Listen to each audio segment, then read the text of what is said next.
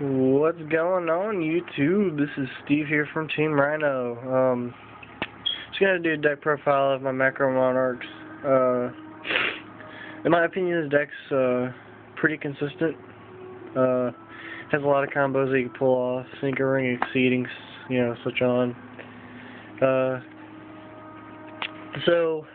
Today is my first day. I just got what is it called? I'm getting paid for having YouTube or whatever by ads, so if you guys are kind enough, I wouldn't mind if you go click on the ad just to give me some rating boosts or whatever. Like the videos, and pretty much all the money that I'm going to get from YouTube, I'm going to buy stuff and do videos on that, and I'll probably send some of the cards out that people might want. Alright, so it's pretty much just basically, I want to make videos. You guys like them, check out the ads, and I'll buy more stuff and then send you guys the stuff. Alright, so let's get started with the deck here. Alright, so what is any macro monarch deck without a few monarchs? So we have Caius times 3. Caius, he's a pretty good monster, he one tribute, his effect's freaking sweet. He's just all around good guy. Like, he's a dark fiend, which is awesome. He's dark, which plays a role in here kinda. And then his effect is to remove from play a monster, and if you really have to, you can remove himself for game. If say your opponent's like a 700 life points tribute, so they bottoms it, uses his effect on himself, banish it for 1,000, they can't do nothing. So yeah, there's three Caius, and then one Mobius. This is my monarch lineup. The reason I chose Mobius instead of what's his name, Ryza, is because the back row, this doesn't have much back row hate in this deck. I know it's macro, but whatever. I am going to try to fit a few Starlight Roads in here, but right now I don't have any Starlight Roads for decks. So there's a Mobius. The last tributing monster basically is Beast King Barbaros. He's a beast whenever I have stuff on the field. Basically, this deck, as long as I have a macro defissure or banisher of radiance, I can summon any of these guys with no costs whatsoever. And if you don't Beast King Barbaros, you can normal summon him with 1900 attack. He has the same amount of stars. Or you can sacrifice 2 monsters for him to have 3,000 attack and no effect. If you sacrifice 3 monsters, his effect becomes this card. When this card's summoned, it's you can destroy all cards your opponent controls. That means all cards on their side of the field, not their hand, but still, this is pretty good, unless they have Starlight Road. And he's a 3,000 beater, which is pretty good, and a 19 beater if you don't want to sacrifice. So I'm thinking about putting him up to 2 actually, but I'm not sure. We'll see. Alright, so this is my favorite card in the deck. I don't care what people say. DD Scout Plane. He is awesome. I do so many combos with him, it's not even funny. Activate a Lord Darkness, banish him at the end of the turn, he comes back. Gold Sarcophagus. He goes out of play. In turn, he comes out. Just, if macro's on the field, I sacrifice it, comes back. Level 2. So I can do Gotchi. Have Gotchi on the field, let him destroy. Boom, that's gone. So they attack twice. Next turn, I have these back. I can just do another Gotchi. And since I have 3 scouts, it's pretty easy. Alright, and then the second DD card is DD Survivor. He's good for, he's a beater, kinda. He's a lot stronger than Scout Plane, but his only downfall is that, well, he has to be from the field to the banished area. He can't be from the hand or anything. Scout can be from anywhere, so he's still good though. He's a level 4. He's dark, which is awesome. He's 1800 attack, and as DD Survivor, he can exceed for rank 4. And then yeah, another card for banishing things is Banisher of Radiance.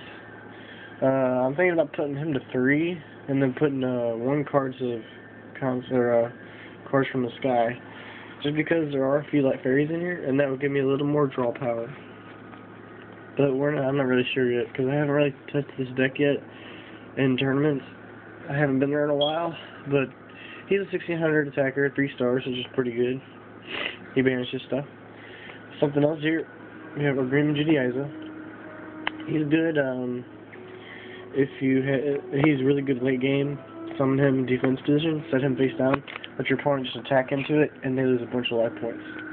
His effect is he gains 300 for every card, or 400 for every of your remove from play cards, so he's pretty good. We have Cyber Valley here. This is for extra draw power in the deck, and it's also a stall. You can summon them first turn if they don't dark hole it. If they just try to attack it, banish it, draw a card in their battle phase. So it's pretty good. Then you have the all-elusive Necroface. This pulls off combos too. I'll Gold Sark this, first turn usually. Banish 5, get a DD Scout out of it, and then that sets up for later. Plus late game, normal summon him, all the banished cards go back to the deck. His attack gains 100 for each card put back to the deck. Knight and Sorcerer, which is the only card I don't have for the deck. His effect is when he's special summoned, you can banish up to 2 cards from your opponent's graveyard. He's a dark, he's a spellcaster, level 2, 1300 attack, 1300 defense. He's pretty good all around. Yeah, Battle Fader. Just basically keep me alive, because I do usually have back row, so Gores isn't very good. Fader also, he's also good because he gets banished, so it goes with the theme of the deck a little bit. You have 1 DD Sprite. The reason for this being here is it's a tuner. It's easy summon. Just like, say, you have Vader on the field from your opponent attacking. What you would do would be summon like a DD Scout or DD Survivor, banish it with this. So you'd have these on the field. Synchro, these guys for formula, draw a card or whatever. End your turn. On their turn, you get your DD Scout or your DD Survivor back. You can synchro for a 6 or 4, and if you have other stuff, there you go. So these guys, she's just good because she sets up plays also. So, yeah, alright, so on the spells, we have to have 3 Gold Sarks. The reason for that is it searches.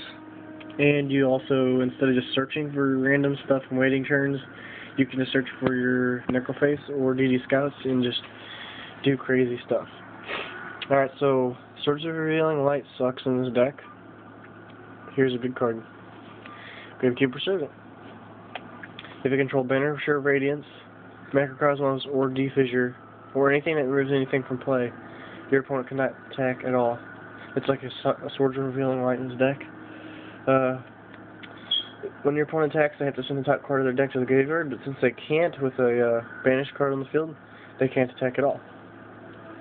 Allure of Darkness, draw power. Say you have DD Scout in your hand, draw 2 cards, banish DD Scout at the end of the turn, it comes back to your field, so the costs basically nothing. Card Destruction. This card screws over so many decks. First turn, activate Deep Fissure or Banish Your Radiance. Activate Card Destruction. Your opponent's hand goes out of play. What are they going to do? Nothing. This DDR, it's a all-around good card. Monster born for out of play. Dark Hole, staple. Soul Release, that's a side deck card I accidentally left in. MST, I'm putting it up to 2 probably, and then I need to fit in a Starlight Road in here, but we'll see. Traps are Macrocosmos, of course, you have to have 3. I'm not a big fan of deep fissures, so yeah. If you didn't notice, there's no deep fissures in here. I like macros. They're just traps, so you can, sorry about that, you can activate it on your opponent's turn or your turn if you wait a turn. So say your opponent does something, you wait for them to like sacrifice, chain with macro, their monster goes out of play. Zero Force, really good card. All monsters, if a monster is banished, all monsters on the field's attacks become 0. And there's a donut card that's going to come out, and it goes good with this. Return from a different dimension, staple on any macro deck. Solemn Judgment. I do not run Solemn Warnings in here because there's a better card. With DD Scouts coming back and DD Survivors also always coming back, Horn of Heaven is a better option. All 4 monster on your side of the field. as a tribute to negate the summon, including special summon of a monster and destroy it. So it basically negates anything of summons. So yeah, like I said, it's not as good as Solemn, but there's no life point cost, and the attributing cost is basically free. One, escape from the different dimension, gets out of play dark. Dark Bribe negates any spell or trap. Doesn't really matter about the draw, I don't really care. And then Deprison for the banish. Alright, so don't forget to click on the ad, thumb up the video and like it. Tell your friends about me. Hopefully soon I'll be doing more videos. I have been really busy lately. What's up? What? Alright, so comment, rate, subscribe. Peace out.